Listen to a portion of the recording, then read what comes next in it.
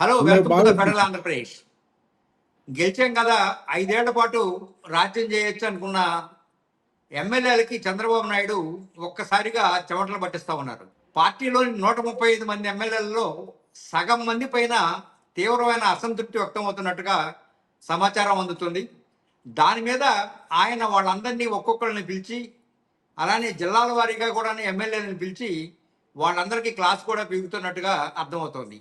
మరోవైపు ఆయన కుమారుడు రాష్ట్ర మంత్రి నారా లోకేష్ కూడా ఇటీవల కాలంలో ఈ అసమ్మతి పట్ల చాలా ప్రత్యేకమైన దృష్టి సారించి వాళ్ళందరికీ హెచ్చరికలు, మరో విధమైన బెదిరింపులు కూడా చేస్తున్నట్టు వస్తూ ఉన్నాయి. ఎవరైనా తమ మాట వినకపోతే తోక కట్ చేస్తామనే లెవెల్లో చంద్రబాబు నాయుడు ఒక పక్క, లోకేష్ ఒక పక్క హెచ్చరికలు చేస్తున్నారు. ఇలా దాదాపుగా 50-60 మంది ఎమ్మెల్యేలు తీవ్రమైన పార్టీ గూఢచార వ్యవస్థలో ఉన్నట్టుగా తెలుస్తోంది.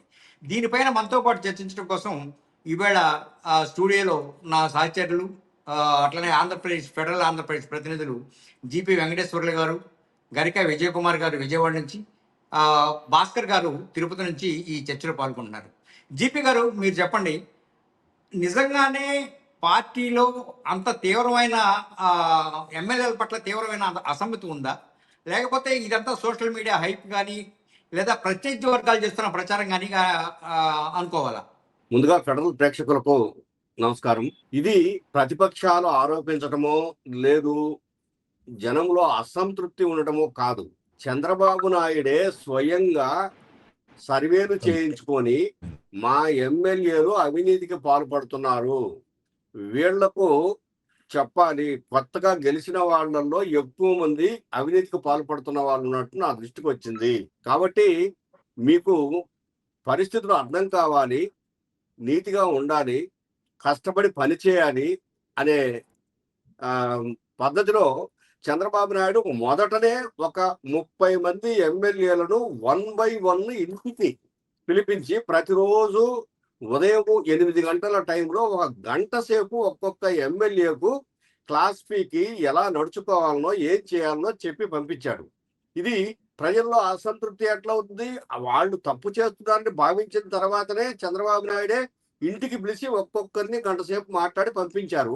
ఆ తర్వాత ఎక్కడికి పోయినా, ఎక్కడ సభ జరిగినా అక్కడ పార్టీ మీటింగ్ పెడితే ఆ పార్టీ మీటింగ్ లో ఖచ్చితంగా ఆ లోకల్ ఎమ్మెల్యే పైన వచ్చిన ఆరోపణల పైన ఒక్కొక్కటి వివరిస్తూ నువ్వు చాలా జాగ్రత్తగా ఉండాలి, పద్ధతి మార్చుకోవాలని చెప్తూ పార్టీ అధ్యక్షుడు చంద్రబాబు నాయుడు సేకరించిన తర్వాతనే వాళ్ళతో మాట్లాడటం మొదలుపెట్టాడు.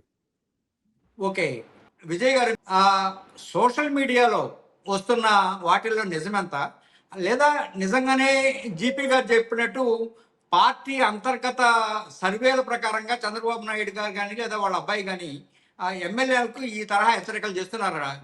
అసలు ఏం జరుగుతుంది సార్? తెలుగుదేశం పార్టీ ఈసారి అధికారంలోకి వచ్చిన తర్వాత క్షేత్రస్థాయిలో వాళ్ళు చాలా వరకు ఎమ్మెల్యేలు అవినీతికి, అక్రమాలకి పాల్పడుతున్నారు అన్న విమర్శలు భారీగా ఉన్నాయి. ఎందుకు అంటే ఎన్నికల్లో వాళ్ళు భారీగా ఖర్చు పెట్టుకోవడం ఒకటి, వాళ్ళు కూడా ఎక్కడిదెక్కడ అప్పులు తెచ్చుకోవడం ఒకటి, దానికి డబుల్ గా సంపాదించుకోవాలన్న ఆశ లక్ష్యంతో రావడం ఒకటి, ఇవన్నీ కలిపి వాళ్ళు అవినీతికి పాల్పడేలా చేస్తున్నాయి అన్న చర్చ ఉంది. మరి ముఖ్యంగా ఇసుక, మద్యం సంబంధించినటువంటి అంశాలు, వీటితో పాటుగా ఎవరైనా పోస్టింగ్లు ఆ నియోజకవర్గాల్లో పోస్టింగ్లు కావాలనుకున్నప్పుడు, లేకపోతే ట్రాన్స్ఫర్లు కావాలనుకున్నప్పుడు వాళ్ళ దగ్గర కూడా డబ్బులు తీసుకుని చేస్తున్నారన్న విమర్శలు ఉన్నాయి. సో ఇవి క్షేత్రస్థాయిలో జరుగుతున్నటువంటి నేపథ్యంలో వీళ్ళ గురించి ప్రత్యేకించి వైసీపీ గాని ప్రతిపక్షాలు గాని సోషల్ మీడియా వేదికగా చేయాల్సిన అవసరం కూడా లేదు. దీనిని నారా చంద్రబాబు నాయుడే స్వయంగా తెలుసుకుని వాళ్ళకి వార్నింగ్ ఇచ్చే కార్యక్రమం చేపట్టారు. ఎందుకంటే 2014-19 ఆ టర్మ్ తర్వాత వచ్చినటువంటి ఎలక్షన్ లో వాళ్ళు ఘోరమైన ఓటమిని చవి చూడడం, ఆ ఓటమికి ప్రధాన కారణాలు ఎమ్మెల్యేలు క్షేత్రస్థాయిలో వ్యవహరిస్తున్నటువంటి వ్యవహార శైలి, అక్రమాలకు పాల్పడము, అవినీతి, లైంగిక ఆరోపణలు, ఇవన్నీ కలగలిపి 2019లో భారీగా ఓటమికి దారి తీశాయి అన్న అంశం మీద నారా చంద్రబాబు నాయుడు అయితే చాలా సీరియస్ గా ఉన్నారు. ఈసారి అలాంటిది జరగకూడదు అన్న అంశం మీద పక్కాగా చర్యలు తీసుకోవాలని కార్యక్రమాలు చేపడుతున్నారు. ఓ జీపీ గారు, అసలు అంటే టీడీపీ ఎమ్మెల్యేలనే కాకుండా మొత్తంగా ఎమ్మెల్యేల పైన వస్తున్న ప్రధానమైన ఆరోపణలు 3-4 కనిపిస్తూ ఉన్నాయి. వాటిల్లో ఒకటి లిక్కర్ షాపులని, 2 కాంట్రాక్టర్ల నుంచి కమిషన్లని, అలానే ఇసుక మాఫియాలుగా మారి ఇసుక మీద దండుకుంటున్నారని. ఇది నిజమేనంటారా? అది ముమ్మాటికి నిజం, మనకు కళ్ళకు కనపడుతున్నటువంటి అంశం. ఎందుకంటే సత్యసాయి జిల్లాలో ఒక ఎమ్మెల్యే ఒక బ్రాందీ షాపు మీదికి పోయి ఆ బ్రాందీ షాపు ఓనర్ తో గొడవ పడి తన అనుచరులతోటి బ్రాందీ షాపును తగలబెట్టించాడు.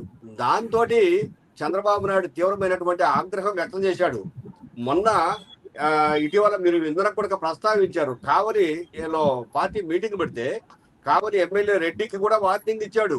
నువ్వు చాలా తప్పులు చేస్తున్నావు, అసలు పార్టీ వాళ్ళని కాకుండా ఎవరో బయట అనుచరులు ఒక 20 మందిని వేసుకొని ఇష్టం వచ్చినట్టు పోయి తిరిగి గందరగోళం చేస్తున్నావు, ఈ పద్ధతులు మార్చుకోమని చెప్పాడు.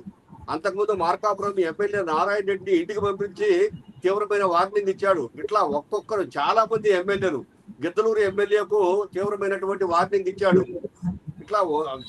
ఇట్లా ప్రతి ఎమ్మెల్యే, అంటే పేరు చెప్పుకుంటూ పోతే చాలా మంది ఎమ్మెల్యేలకు ఇప్పటికే వార్నింగ్లు ఇచ్చారు. అయినా కూడా మళ్ళీ తిరిగి వాళ్ళకి వార్నింగ్లు ఇస్తున్నాడు తప్ప వాళ్ళ పద్ధతి ఏం మారలేదు. బ్రాంతి షాపుల్లో ఒక్కొక్క ఎమ్మెల్యే ఒక్కొక్క క్వార్టర్ బాటిల్ పైన 30 రూపాయలు ఇవ్వాలి మాకని చెప్పేసి టార్గెట్లు పెట్టి కొన్ని జిల్లాలలో వసూలు చేస్తున్నారనే ఆరోపణలు ఉన్నాయి. ఆ విషయాలు కూడా చంద్రబాబు నాయుడు ఎక్కడికైనా పోయినప్పుడు ప్రస్తావిస్తున్నాడు వాళ్ళ ముందు. కాబట్టి అవినీతి ఇప్పుడు ఇసుకకు వస్తే సొంతంగా ఆ ఇసుక చేసుకొచ్చేసేసి తన అనుచరులు కొన్ని ప్రాంతాలలో డంపింగ్ చేసి ఆ డంపింగ్ యార్డ్ నుంచి కొనుక్కునే వాళ్ళకు ఒక్కొక్కరికి ట్రాక్టర్ 3,000 వరకు అమ్ముతున్నారనే ఆరోపణలు ఉన్నాయి. మన కళ్ళకు కనిపిస్తున్నాయి. విజయవాడ నగరంలోనే స్క్రూ బ్రిడ్జి సెంటర్లోనే కంకర ఇసుక మొత్తం తీసుకొచ్చే ఒక సెంటర్లో పోసేసేసి అమ్ముకుంటున్నారు. మరి అలాంటివి జరగకూడదు కదా, ఎవరంటే వాళ్ళు స్వేచ్ఛగా తీసుకెళ్లాలా, ఆ పరిస్థితులు లేవు. కాబట్టి అవినీతి ఆరోపణలు రావడమే కాదు, అందులో వాస్తవాలు కూడా ఉన్నాయి. ఓకే భాస్కర్ గారు, మీ జిల్లాలో ఎమ్మెల్యేల పైన చాలా ఎక్కువ ఆరోపణలు వచ్చినట్టు మీడియాలో కూడా వచ్చింది, సోషల్ మీడియాలో కూడా జరిగింది. చంద్రబాబు నాయుడు గారు కూడా ఆ విషయాన్ని చాలా సీరియస్ గా తీసుకున్నారని కూడా విన్నాం. ఇది ఎంతవరకు నిజము? ఎమ్మెల్యేల మీద వచ్చిన ఆరోపణల తీరు అలాంటిది. అసలు వాస్తవంగా అయితే చంద్రబాబు నాయుడు గారు తీసుకునే నిర్ణయాలు, ఆ సమీక్షలు చాలా విలక్షణంగా ఉంటాయనేది ప్రజలందరికీ బాగా తెలుసు. అయితే ఇక్కడ ఒక విషయం ప్రస్తావించాలి. 2014 ఎన్నికల తర్వాత కూడా బ్రేక్ఫాస్ట్ మీటింగ్లను పిలిచి ఎమ్మెల్యేలని సీరియస్ గా వార్నింగ్ ఇచ్చి పంపించిన దాఖలాల నేపథ్యంలో ఆ తర్వాత కొంతమంది బ్రేక్ఫాస్ట్ మీటింగ్ పిలిచినా వెళ్ళని పరిస్థితి ఏర్పడింది. కారణం ఏంటి అంటే వాళ్ళ లోటుపాట్ల పైన, అధికారుల పైన ఎట్లయితే పర్సంటేజ్ మార్కులు వేశారో ఎమ్మెల్యేలకు కూడా అదే పరిస్థితి కల్పించారు. కానీ అంతిమంగా ఇక్కడ వాళ్ళ గ్రేడింగ్ ఇస్తున్నారు, కానీ పనితీరు మెరుగుపరచుకోవడానికి అవసరమైన నిర్ణయాల్లో మాత్రం ఏమాత్రం జరగడం లేదని చాలా వాస్తవం సార్. అదే సందర్భంలో అసంతృప్తి పెరగడానికి దారితీసిన మొట్టమొదటి అడుగే మంత్రివర్గ ఏర్పాటుతోనే రాయలసీమ జిల్లాల్లో సీనియర్లందరినీ పక్కన పెట్టి కొత్త వాళ్ళకి, మొదటిసారి గెలిచిన వాళ్ళకి ఇవ్వడం వల్ల ఇప్పటికీ అసంతృప్తి అనేది చాలా బగబగా మండిపోతున్నట్లు మనకు కనిపిస్తుంది. ఒక సందర్భంలో ఒక సీనియర్ ఎమ్మెల్యేని నేను డిబేట్కి పిలిచా. వద్దండి నేనేం మాట్లాడలేను పార్టీ గురించి అన్నారు. కానీ పైకి అంటే కడుపులో కత్తులు పెట్టుకొని కౌగులించుకున్నట్టే ఉంది తప్పిస్తే అంతర్మతనంగా వాళ్లకు బడబాటిని మండిపోతా ఉన్నారు. చిత్తూరు జిల్లాకు సంబంధించి అమర్నాథ్ రెడ్డి కావచ్చు, అనంతపురం జిల్లాలో కాలువ శ్రీనివాసులు కానీ, లేకుంటే పరిడాల సునీతమ్మ కానీ, అదేవిధంగా కడప జిల్లాలో కొత్తగా వచ్చారు వాళ్ళందరికీ వాళ్ళకి ఫస్ట్ ఎమ్మెల్యేలు ఇచ్చారు, మినిస్టర్ పదవులు. ఈ రాయలసీమ జిల్లాలో ప్రధానంగా కీలకంగా పోయిన ఎలక్షన్లో కాదు ఇప్పుడు కూడా 14 సీట్లు ఇచ్చిన ఘనత అనంతపురం జిల్లాలో టీడీపీకి ఉంది. కానీ అక్కడ కొత్త వాళ్ళకి ఇవ్వడం అనేది ఇప్పటికీ వాళ్ళు జీర్ణించుకోలేని పరిస్థితిలో ఉన్నారు సార్. ఇది వాస్తవంగా వాళ్ళకు గ్రేడింగ్ అయితే ఇస్తున్నారు, కానీ ఆ తర్వాత అదే వ్యక్తులకి లేకుంటే వాళ్ళు సూచించిన వ్యక్తులకి టికెట్లు ఇవ్వడం అనేది ఏదో ఒక సాధారణంగా నడిచిపోతున్నట్టే కనిపిస్తుంది. దీనివల్ల పెద్ద ప్రయోజనం ఉండదు అనేది నా అభిప్రాయం సార్. ఓకే జీపీ గారు, ఇందాక మీరు ఏదో ఒక మాట అన్నారు, చంద్రబాబు నాయుడు అంతర్గత సర్వేలు చేయించడం, ఎమ్మెల్యేల జాతకాలన్నీ నా కంప్యూటర్లో ఉన్నాయి, లేదా మీ తోకలు కట్ చేయాలంటే ఈ సమాచారం సరిపోతుంది అనేది ఆయన గతంలో కూడా అదే తరహా హెచ్చరికలు చేశారు. అయితే గతంలో విన్నారు, ఇప్పుడు వినడం లేదు అనే దానిలో ఎక్కడో తేడా వస్తున్నట్టుగా కనిపిస్తోంది. ఎందుకు వచ్చిందంటారు ఈ పరిస్థితి? ఆ, ఆ, ఈ ఈ విషయానికి వస్తే మనకు స్పష్టంగా అర్థమయ్యేది ఏంటంటే, డబ్బున్న వాళ్ళకు మాత్రమే ఎమ్మెల్యే సీట్లు, సాధారణ వ్యక్తులకు ఎమ్మెల్యే సీట్లు లేవు. పార్టీకి ఫండ్ ఇవ్వాలి, అట్లాగనే ఎన్నికల్లో ఖర్చుల కోసం డబ్బులు పెట్టాలి, ఓట్లు కొనడానికి డబ్బు పెట్టాలి. కనీసము ఎంత తక్కువలో తక్కువైనా 20 కోట్లు లేనిది ఎమ్మెల్యేగా అతను ఎన్నికల్లో పోటీ చేసి గెలవడం అసాధ్యమైనటువంటి పరిస్థితులు ఏర్పడ్డాయి. పైగా ఇప్పుడు ఈ దఫా తెలుగుదేశం పార్టీలో సీట్లు సంపాదించిన వాళ్ళందరూ కూడాను పాత వాళ్ళకంటే కొత్త వాళ్ళే ఎక్కువ మంది. అందుకని ఎట్టి పరిస్థితులలో ఇన్ని కోట్లు మేము డబ్బు పెట్టిన తర్వాత ఆ డబ్బును మేము తిరిగి రాబట్టుకోలేకపోతే మా పరిస్థితి ఏందనే ఆందోళనలో ఎమ్మెల్యేలు చాలా మంది ఉన్నారు. వాళ్ళు మాకు ఇది కాకపోతే ఇంకొకటి, మాకు టైం చాలా ఉంది, మళ్ళీ మేము ఇప్పుడు పార్టీలు మారడము ఇది కొత్త ఏం కాదు. ఒక పార్టీ నుంచి ఒక పార్టీకి అనేది సర్వసాధారణం అయిపోయింది. ఇక్కడ గెలవలేకపోతే ఇంకో పార్టీ. కాబట్టి ఎవరు చెప్పినా వినే పరిస్థితి లేదు. మాకు డబ్బు కావాల్సింది. రేపు పొద్దున మళ్ళీ చంద్రబాబు నాయుడు గారు కూడా మాకు సీట్ ఇవ్వాలన్నా, మేము గెలవాలన్నా మాకు ఇప్పుడు డబ్బు కావాల్సిందే. కాబట్టి తప్పనిసరి పరిస్థితుల్లో వాళ్ళు కూడా ఖర్చు పెట్టిన డబ్బును రాబట్టుకోవడానికి ప్రయత్నం చేస్తా ఉన్నారు. ఈ విషయంలో చంద్రబాబు నాయుడు చేస్తున్న ప్రయత్నాలు ఫెయిల్యూర్ అవుతున్నాయి. అది తప్ప వేరే అంశం అయితే కాదు.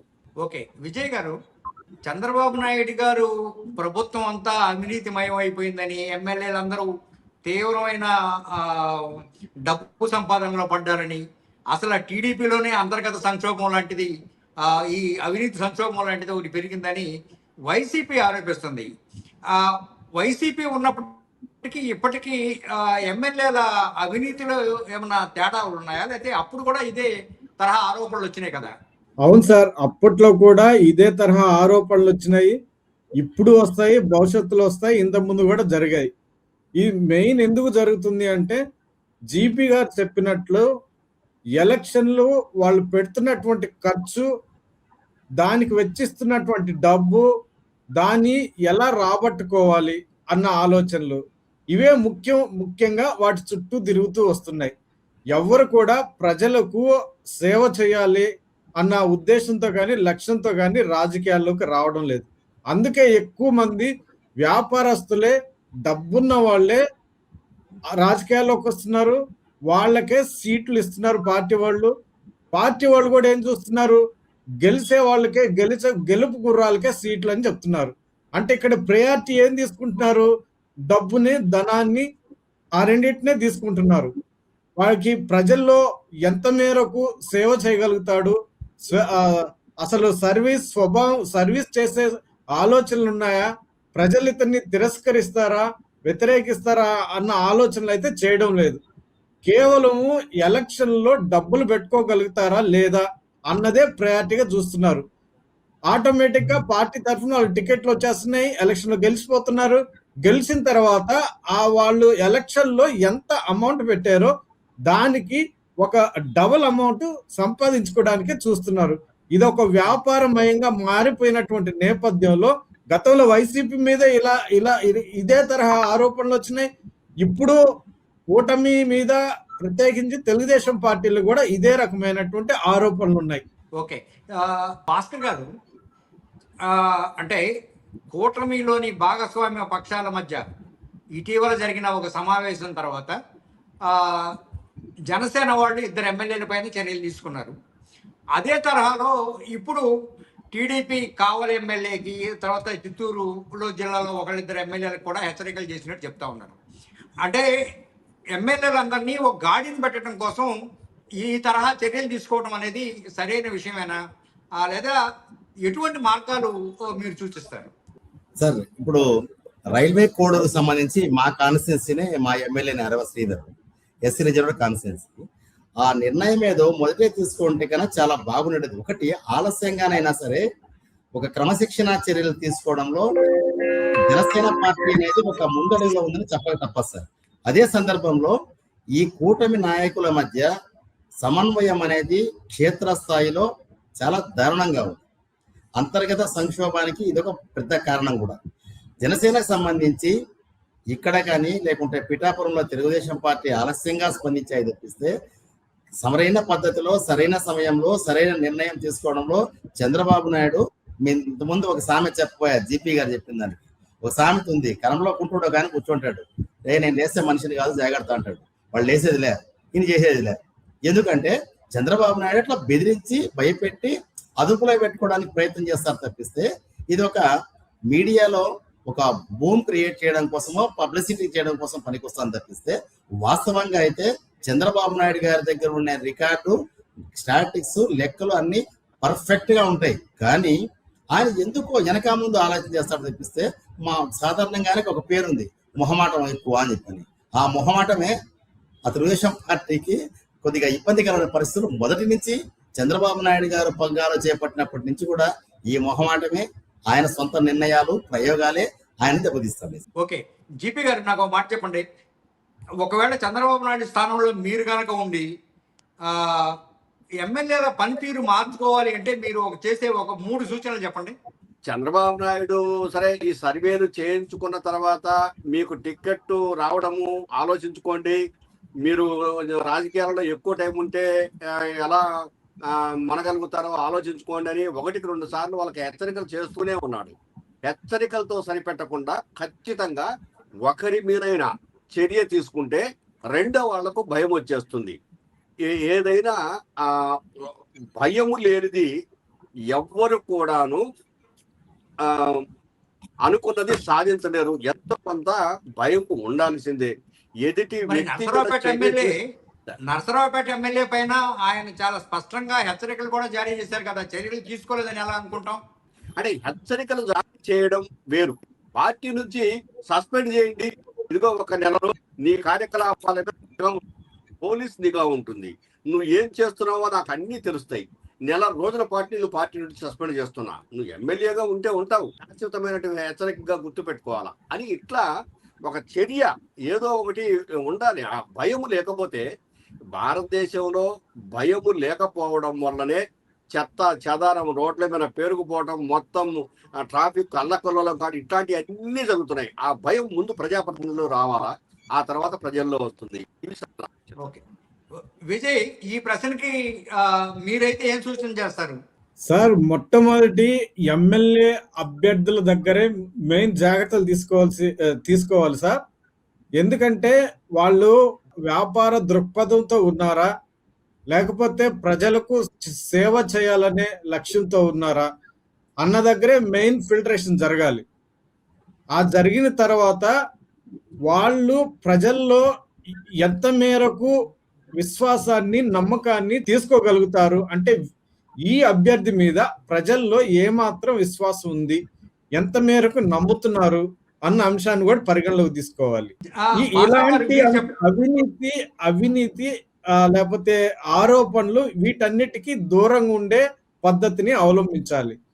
అంటే ప్రైమరీగా ఇలాంటి అంశాలను పాటించినట్లయితే చాలా వరకు ఈ అవినీతి ఆరోపణలు లేకపోతే డబ్బు సంపాదించాలనే లక్ష్యం, ఆలోచనలు వీటన్నిటికీ దూరంగా ప్రజాప్రతినిధుల ఎంపిక, తర్వాత ఎలక్షన్లు, తర్వాత ఎమ్మెల్యే కావడం, ఇవన్నీ సక్రమంగా జరుగుతాయి. అప్పుడే ప్రజల్లో కూడా ఒక నమ్మకం వస్తుంది, ఫలానా పార్టీ ఇలా చేస్తుంది, డబ్బుకి వ్యాపారానికి దూరంగా ప్రజలకు దగ్గరగా ఉంటూ సేవలు చేయడానికి వస్తుంది అన్న నమ్మకం ప్రజల్లో బలపడుతుంది.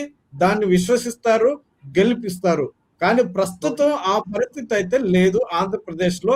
రానున్న రోజుల్లో కూడా అది కనుచూపు మేరలో కనిపించడం లేదు అన్న చర్చ కూడా ఉంది. ఓకే భాస్కర్ గారు, మీరు చెప్పండి. ఎమ్మెల్యేలు మారకపోతే చంద్రబాబు నాయుడు ఎటువంటి చర్యలు తీసుకోవాలంటారు, లేదా మీరు సూచించే ఒక 3 పరిష్కార మార్గాలు చెప్పండి. రైట్ సార్, ఇప్పుడు ఆలోచనలు ఉన్నవాడికి అవకాశాలు దొరకవు సార్. అవకాశాలు దొరికిన వ్యక్తికి దాన్ని సద్వినియోగం చేసే పద్ధతిలో ఫ్యూచర్ డెస్టినేషన్ స్కై అనేది కూడా మర్చిపోతున్నారు. ఎందుకు ఈ మాట అంటున్నానంటే, మనకు తెలిసి ఈ గవర్నమెంట్ లో ఈ తెలుగుదేశం పార్టీ ఇప్పుడు 60 నుంచి 80 మందికి యంగ్స్టర్స్ కి సీట్లు ఇచ్చింది.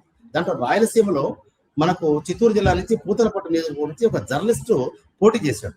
మొన్న చంద్రబాబు నాయుడు గారు యాదమర్రి మండలానికి పర్యటనకు వచ్చినప్పుడు ఆయన మంచి క్లీన్ చిట్ ఇచ్చాడు. బాగా పనిచేస్తున్నావు Murali, keep it up, go ahead అన్నాడు. అంటే అతనికి ఒక భుజం తట్టాడు.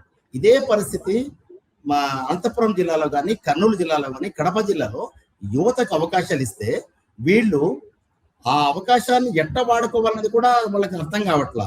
నా సజెషన్ ఏంటంటే 4 మండలాలు 5 మండలాలు ఉంటే వారానికి ఒక మండలంలో వాళ్ళు అక్కడ బైఠాయించి గ్రీవెన్స్ సెల్ పెడతారా లేకుంటే ఇంకోటి వాళ్ళు చేసుకుంటారా అనేది పబ్లిక్ తో ఇంటరాక్ట్ అయ్యి సమస్యలు పరిష్కరించడానికి గన వాళ్ళు చొరవ తీసుకుంటే ఆ పార్టీకి కాకపోయినా కానీ కనీసం వీళ్ళకి ఒక మంచి గుర్తింపు ఉంటుంది.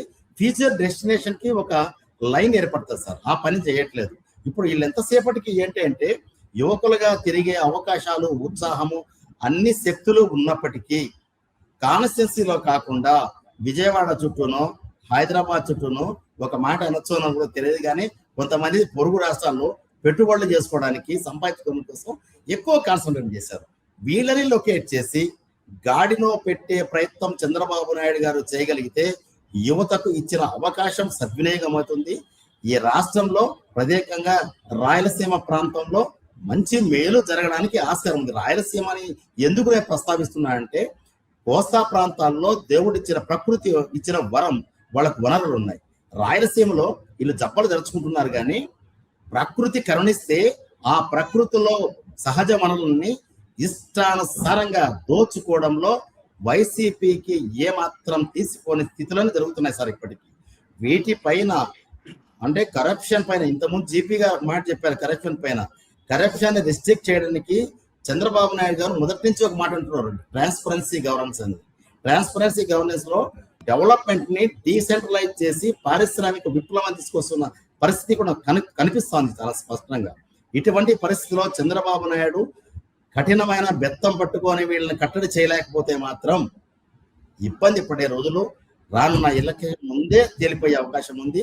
ఇదే సందర్భంలో ఎమ్మెల్యేలు కూడా వాళ్లకు దక్కిన అవకాశాన్ని యువకులుగా సద్వినియోగం చేసి తీసుకుని ఒక ప్లాన్ ఆఫ్ యాక్షన్ తో ముందుకు పోతే ఖచ్చితంగా వాళ్లకు మేలు జరుగుతుంది, వాళ్ళ పార్టీకి మేలు జరుగుతుంది, అంతిమంగా ఈ రాష్ట్రానికి మేలు జరుగుతుంది అనేది నేను నమ్ముతున్నాను సార్.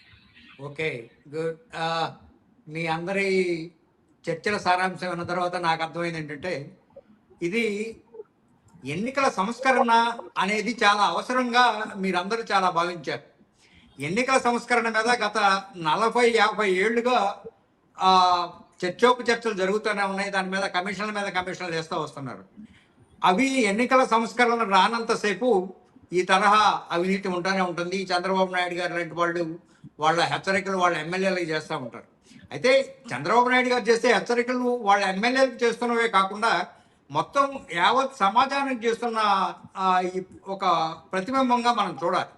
ఎందుకంటే ఒక ఎమ్మెల్యే అవినీతికి పాల్పడినా, ఒక మంత్రి అవినీతికి పాల్పడినా కూడాను మొత్తంగా అది ఆ వ్యవస్థకు పట్టిన చీడగా మనం భావించాల్సి ఉంటుంది. ఎన్నికల్లో గెలవడమే ప్రధానంగా ఉన్నంతసేపు ఈ తరహా ఆరోపణలు వస్తూనే ఉంటాయి. వాటికి బదులు ప్రజలకు మంచి చేసి 4 రకాలుగా ప్రజల విశ్వాసాన్ని చూరగొనడమే ప్రధానమైన ఇదిగా ఉండాలి. ఆ మేరకి చంద్రబాబు నాయుడు గారు చేసే చర్యలు కానీ లేదా సంస్కరణలు కానీ మున్ముందు ప్రజాస్వామిక వ్యవస్థని ప్రక్షాళన చేయడానికి ఉపయోగపడాలని ఆశిస్తూ ఈ చర్చని ఇంతటితో ముగిస్తున్నా. మీరు చేసిన సూచనలకి చర్చలో పాల్గొని మీరు మంచి విషయాలు చెప్పినందుకు మీకు ధన్యవాదాలు చెప్తూ మరో ముఖ్యమైన అంశంతో మళ్ళా కలుద్దాం. ధన్యవాదాలు.